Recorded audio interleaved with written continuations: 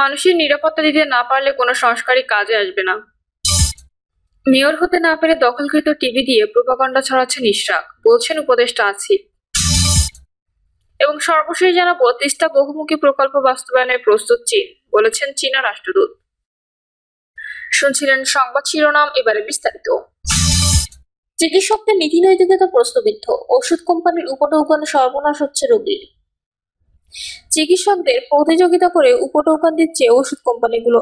এক্ষেত্রে নিজেদের তৈরি ওষুধ, বিভিন্ন ইলেকট্রনিক পণ্য, বিদেশ সফর, নানা সামগ্রী সহ নগদ অর্থ দেওয়া হচ্ছে। ফলে অধিকাংশ ডাক্তার নির্দিষ্ট কোম্পানির, এমনকি মানহীন ও অপ্রয়োজনীয় ওষুধও লিখছেন। ফলে পকেট কাটা যাচ্ছে রোগীদের। শুধু বাড়তি অর্থ যে যাচ্ছে তাই নয়, এর সঙ্গে জনস্বাস্থ্য পড়ছে হুমকির মুখে। স্বাস্থ্য খাতে এই অরাজকতা বন্ধে প্রয়োজনীয় ব্যবস্থা নেওয়ার দাবি জানিয়েছেন সংশ্লিষ্টরা। বিশেষজ্ঞরা বলছেন, সব ডাক্তারই যে এটা করেছেন তা নয়, তবে অধিকাংশ ক্ষেত্রে এমনটা হয়ে থাকে। এটা অবশ্যই ডাক্তারদের নীতি নৈতিকতাকে প্রশ্নবিদ্ধ করছে, কারণ একজন রোগী বিপদে পড়ে বিশ্বাস নিয়ে চিকিৎসকের কাছে যান, আর সেই বিশ্বাস নিয়ে খেলা করে সভ্য সমাজে চলতে যাওয়া যায় না। কেননা অর্থনৈতিক অনৈতিক এই চর্চার কারণে রোগীদের 30 থেকে 40% ব্যয় বেড়ে যায়। এদিকে স্বাস্থ্য সেবা বিভাগের সচিব বলেছেন, সংস্কার প্রস্তাব বাস্তবায়নের স্বল্প মেয়াদে 2 মাসের অ্যাকশন প্ল্যান নিতে আগামী সপ্তাহে বৈঠক করা হবে। এ প্রসঙ্গে ঢাকা বিশ্ববিদ্যালয়ের স্বাস্থ্য অর্থনীতি ইনস্টিটিউটের অধ্যাপক সৈয়দ আব্দুল হামিদ বলেন, বাংলাদেশে যেভাবে ওষুধের মার্কেটিং করা হয় সেটি বিশ্বের অন্যান্য দেশের সঙ্গে মেলে না। বিদেশে নতুন ওষুধ তৈরি হলে বিজ্ঞাপন দেয়, কিন্তু এখানে মিডিয়ায় বিজ্ঞাপন দিলে হিতে বিপরীত হতে পারে বলে সেটি হয় না। রিপ্রেজেন্টেটিভের মাধ্যমে সরাসরি বিজ্ঞাপন করা হয়। এতে দেখা যায় অ্যাগ্রেসিভ মার্কেটিং এর কারণে ক্ষেত্র বিশেষে ওষুধ উৎপাদনের খরচ 50 থেকে 70% বেড়ে যায়। ফলে এর প্রভাব পড়ে ওষুধের দাম ও মানের উপর। সাধারণ শীর্ষ কোম্পানিগুলোর চেয়ে অখ্যাত কোম্পানিগুলো বেশি কমিশন দিচ্ছে। এই কারণে গ্রামগঞ্জ সহ সারা দেশে গ্রাম্য চিকিৎসক, ফার্মেসি কর্মী, দোকানদাররা নিম্নমানের ওষুধ বিক্রি করতে উৎসাহ দেখান। ফলে মানুষ দুই দিকে দিয়ে ঠকছে। এক হচ্ছে বেশি টাকা খরচ, দুই মানহীন ওষুধ নিতে হচ্ছে।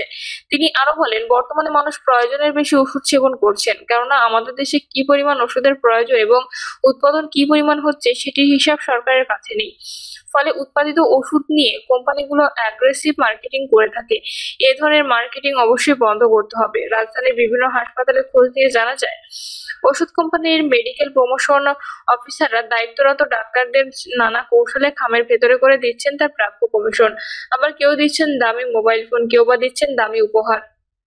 এভাবে ডাক্তাররা ওষুধ কোম্পানির বিক্রয় প্রতিনিধি বা মেডিকেল রিপ্রেজেন্টেটিভদের কাছে জিম্মি হয়ে পড়েছেন।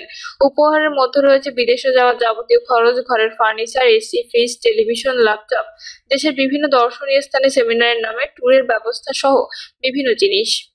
এমন চিকিৎসক রয়েছেন যারা নিজেদের ছেলে মেয়েদের বিয়ের খাবারের সম্পূর্ণ খরচ নিয়ে থাকেন বিভিন্ন ওষুধ কোম্পানির কাছ থেকে। এসব কারণে ওষুধ কোম্পানির বিক্রয় প্রতিনিধিরা হয়ে উঠেছেন বেপরোয়া। তারা কোথাও কোনো নিয়ম নীতি মানছেন না, যখন তখন ডাক্তারদের কক্ষে ঢুকে দীর্ঘ সময় অবস্থান করছেন। এ কারণে ডাক্তার দেখাতে গিয়ে দীর্ঘ সময় অপেক্ষা করতে হচ্ছে রোগীদের। আবার রোগীরা ডাক্তার দেখিয়ে বাইরে এলেই তাদের প্রেসক্রিপশন নিয়ে চলে টানাটানি।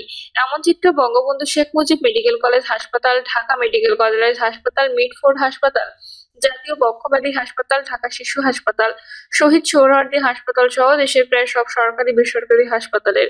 এমনকি গ্রামে পল্লী চিকিৎসক, রুরাল মেডিকেল প্র্যাকটিশনার এবং ফার্মেসি মালিক ও কর্মীদের উপঢৌকন দেওয়া হচ্ছে।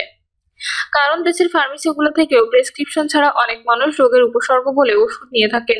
নাম প্রকাশ না করার শর্তে ওষুধ কোম্পানির একজন প্রতিনিধি জানান, আগে তো প্যাড, কলম ও নিজস্ব উৎপাদিত ওষুধ স্যাম্পল হিসেবে দিলেই হতো। এখন দিন বদলেছে, বড় বড় ইলেকট্রনিক্স পণ্য নগদ টাকা সহ কমিশন পর্যন্ত দাবি করা হয়। আমরা বাধ্য হয়ে তাদের দাবি পূরণে কোম্পানির সঙ্গে কথা বলে ব্যবস্থা করি। একজন চিকিৎসক বলেন, এমন উপহার বা উপঢৌকন অবশ্যই চিকিৎসকদের নেওয়া ঠিক না, কেননা এই টাকাটা শেষ পর্যন্ত রোগীর ঘাড়ে গিয়ে বর্তায়। আমরা চাইবো নজরদারি করার দায়িত্ব যাদের, তারা যদি তাদের কাজ জোরদার করে তাহলে এগুলো কমে আসবে। এ প্রসঙ্গে বাংলাদেশ মেডিকেল অ্যান্ড ডেন্টাল কাউন্সিলের president professor doctor Mohammad Saiful Islam বলেন, এ ধরনের কার্যক্রম কোনো ক্রমেই কাম্য নয়। মেডিকেল এথিক্স এ ধরনের কাজ কখনোই সমর্থন করে না। তবে আমরা এ ধরনের অনৈতিক কাজ বন্ধ করতে পারবো না। আমাদের সে ধরনের মেকানিজম নেই। আমরা যেটা করতে পারি, কেউ যদি সুনির্দিষ্টভাবে কোনো চিকিৎসকের নামে কোম্পানির কাছ থেকে সুবিধা নিয়ে ওষুধ লেখার অভিযোগ করেন, তখন ব্যবস্থা নেওয়া হবে। সেক্ষেত্রে তদন্ত করে দোষী প্রমাণিত হলে শাস্তি দেওয়া যেতে পারে। আবার গুরুতর অপরাধ হলে ওই চিকিৎসকের রেজিস্ট্রেশন সনদ বাতিল কিংবা স্থগিত করা যাবে। মেয়র হতে না পেরে দখলকৃত টিভি নিয়ে প্রোপাগান্ডা ছড়াচ্ছেন ইশরাক, বলেছেন উপদেষ্টা আসিফ। ঢাকা দক্ষিণ সিটি কর্পোরেশনের মেয়র হিসেবে শপথ গ্রহণ করতে না পেরে বিএনপি নেতা ইশরাক হোসেন টিভি চ্যানেল দখল করে প্রোপাগান্ডা ছড়াচ্ছেন বলে অভিযোগ করেছেন যুব ও ক্রীড়া এবং স্থানীয় সরকার, পল্লী উন্নয়ন ও সমবায় মন্ত্রণালয়ের উপদেষ্টা আসিফ মাহমুদ সজীব ভুঁইয়া। আসিফ মাহমুদ লিখেছেন, মুরাদনগরের ট্রিপল মার্ডারের ঘটনায় প্রত্যক্ষভাবে জড়িত শাহ মোফাজ্জল হোসেন কায়কোবাদের ভাই শাহ জুন্নুন মুশরি। এমনকি এই ঘটনা ঘটার পর তাকে সোশ্যাল মিডিয়ায় উল্লাসে মেতে উঠতে দেখা যায়, সেখানেও আমার নাম জড়ানো হচ্ছে। অথচ গত 3 মাস ধরে আমি বা আমার পরিবারের কেউ এলাকায় যায় না। ভিকটিম প্রথম দিকের কোনো সাক্ষাৎকারে আমাদের কথা বলেনি। কায়কোবাদ সাহেবের লোকেরা তাকে কনভিন্স করে 1 মাস পর এসব বলাচ্ছে। উপদেষ্টা লিখেছেন, কোর্টের মারপ্যাচে এবং সরকারি সিদ্ধান্তের মেয়াদ শেষ হবার পরও মেয়র হতে না পেরে ইশরাক ভাই ও কায়কোবাদ সাহেবের সাথে জোট বেঁধে তার দখলকৃত টিভি দিয়ে এসব প্রোপাগান্ডা ছড়ানোতে নেমেছে। সেখানে জুলাই গণঅভ্যুত্থানে হত্যা মামলায় এক আসামিকে নিয়ে এসে ভিকটিম হিসেবে উপস্থাপন করা হচ্ছে। সেলুকাস আসিফ মাহমুদ লিখেছেন, এই মাফিয়া সন্ত্রাসী এস্টাবলিশমেন্টের কাছে আমরা অসহায়। মুরাদনগরে আমি এমপি ইলেকশন করতে পারি এই এক অজানা ভয়ে বেপরোয়া হয়ে উঠেছে কায়কোবাদ পরিবার। দীর্ঘদিন ধরে নিপীড়িত এলাকায় মানুষকে সন্ত্রাস, চাঁদাবাজি থেকে মুক্তি দিতে চেয়েছি। এলাকা থেকে এমপি হবার কোনো খায়েশ নেই আমার। নিজের সক্ষমতার মধ্যে শুধু মানুষের জন্য কাজ করতে চেয়েছি, তাও করা সম্ভব হবে বলে মনে হচ্ছে না। মাফিয়াদের জয় জয়কারী চলুক, কিন্তু তা করতে গিয়ে একজন মধ্যবিত্ত পরিবারের সন্তান মহা ক্ষমতাশালীদের শত্রু বানিয়েছি। অন্তর্বর্তী সরকারের উপদেষ্টা আসিফ মাহমুদ লিখেছেন, মিডিয়া দখলে থাকলে কি না করা যায়। থানা ভাঙচুর করা, জুলাইয়ের হত্যার আসামি মার্ডার করে উল্লাসকারীরা এখন ভিকটিম আর আসিফ মাহমুদ ভিলেন। তিনি অভিযোগ করেন, এই চ্যানেল পেশাদারিত্ব বজায় না রেখে এখন ব্যক্তিগত ও দলীয় এজেন্ডা বাস্তবায়ন করতে শুরু করেছে। একই কমেন্টে তিনি হুঁশিয়ারি দিয়ে লেখেন, 24-এর অভ্যুত্থানের পূর্বের সময় 71 এবং চ্যানেল যে ভূমিকা ছিল বাংলাদেশ ভিশন, যদি 24 পরবর্তী সময়ে একই ভূমিকা অবতীর্ণ হয় তবে আগের মতো সুবিধা করার সুযোগ থাকবে না। সাধারণ জনগণ এসব বাটপার টিভি চ্যানেলকে বয়কট করবে। মানুষের নিরাপত্তা দিতে না পারলে কোনো সংস্কারই কাজে আসবে না। মানুষের নিরাপত্তা দিতে না পারলে কোনো সংস্কারই কাজে আসবে না বলে মন্তব্য করেছেন বিএনপি মহাসচিব মির্জা ফখরুল ইসলাম আলমগীর। মির্জা ফখরুল বলেন, গুমের শিকারদের ফিরিয়ে দিতে না পারলে তাদের সন্তানদের দায়িত্ব নিতে হবে সবার। এছাড়া গুম কমিশনের আশানুরূপ অগ্রগতি হয়নি উল্লেখ করে বিএনপি মহাসচিব বলেন, আগামী নির্বাচনে বিএনপি নির্বাচিত হলে গুম পরিবারের সদস্যদের পুনর্বাসনের চেষ্টা করবে দল।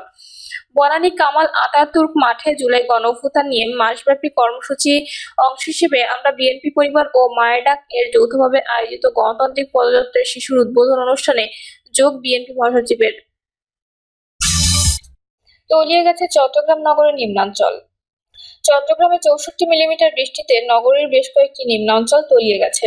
সকাল 9টা থেকে বেলা 12টা পর্যন্ত এ পরিমাণ বৃষ্টিপাত হয়েছে। এদিন একটানা মাঝারি থেকে ভারী বৃষ্টি হওয়ায়